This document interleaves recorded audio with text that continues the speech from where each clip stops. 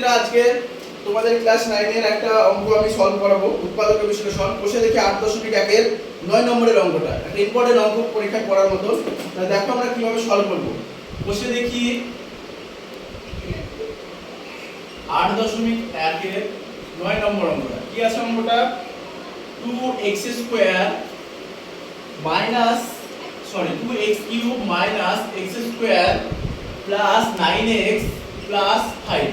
তাহলে এই অঙ্কটাকে যখন আমি সলভ করতে যাব তখন আমাকে ফার্স্টে কাজ করতে হবে, এই অঙ্কটাকে ধরে নিতে হবে। কি ধরবো? x দিয়ে যেহেতু অঙ্ক, তাই আমি fx ধরবো। ঠিক আছে, তাহলে ধরি fx সমান এইটা। ঠিক আছে, এইটাকে আমার 0 প্রমাণ করতে, 0 নিয়ে আসতে হবে। তাহলে 0 নিয়ে আসতে হবে কিভাবে? 0 নিয়ে আসবো, আমি 1 বসিয়ে দেখবো, 2 বসিয়ে দেখবো, -1 বসিয়ে দেখবো। যদি কিছু না আসে সেটা আমি দেখবো, আমি 0 নিয়ে আসার চেষ্টা করব। তাহলে আমি -1/2 দিয়ে আমি 0 নিয়ে আসবো। কিভাবে -1/2 দিয়ে 0 নিয়ে আসবো? f অফ -1/2 সমান 2 গুণিত -1/2 তার কিউব মাইনাস হাফ তার স্কয়ার প্লাস 9 গুণিত -1/2 প্লাস 5। তাহলে দেখো 2 ইনটু মাইনাস হাফ তার কিউব মানে -1 এর আর মাইনাসটা সামনে নিয়ে চলে আসলাম, মাইনাস হাফ স্কয়ার মানে 4 মাইনাস 9/2 প্লাস 5।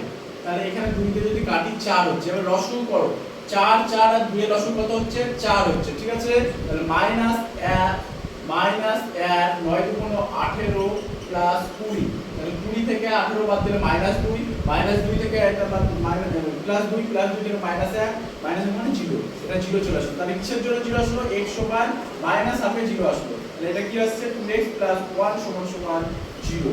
এবার আমরা সমাধানটা করব। তাহলে সমাধানটা দেখো, 2x³ x স্কয়ার 9x 5। তাহলে আমাকে এটা 3 বার লিখে নিতে হবে। কি লিখব 3 বার? 2x 1 টাকে 3 বার লিখে দেব। 2x 1 2x 1 2x 1। ঠিক আছে, এবার আমরা কি দেখব? এখানে কি আছে? 2x আছে, আর এখানে কত আছে? 2x³। তাহলে কটা x এর দরকার আছে? একটা x এর দরকার আছে। তাহলে একটা x দিয়ে গুণ করো, তাহলে এটা হবে 2x³ প্লাস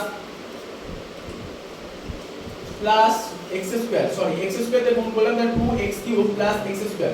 এখানে একটা x স্কয়ার আছে, কিন্তু এখানে আমার কত x স্কয়ার আছে? x স্কয়ার আছে। তাহলে এখানে আমি 2 দিয়ে গুণ করব, -2x দিয়ে গুণ করব। তাহলে -x দিয়ে গুণ করব, -x 2x স্কয়ার x।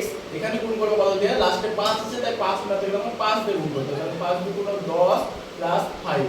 তাহলে উত্তরটা হয়ে গেল, এখানে 2x 1 কমন আছে, তাহলে কমন নিয়ে নিলে উত্তরটা হয়ে গেল 2x 1 x square x 1 x 5। তাহলে ধন্যবাদ ছাত্রছাত্রীরা। দেখো অঙ্কটা খুব সহজে আমি সলভ করে দিলাম, তোমরা একটু বাড়ি থেকে প্র্যাকটিস করবে।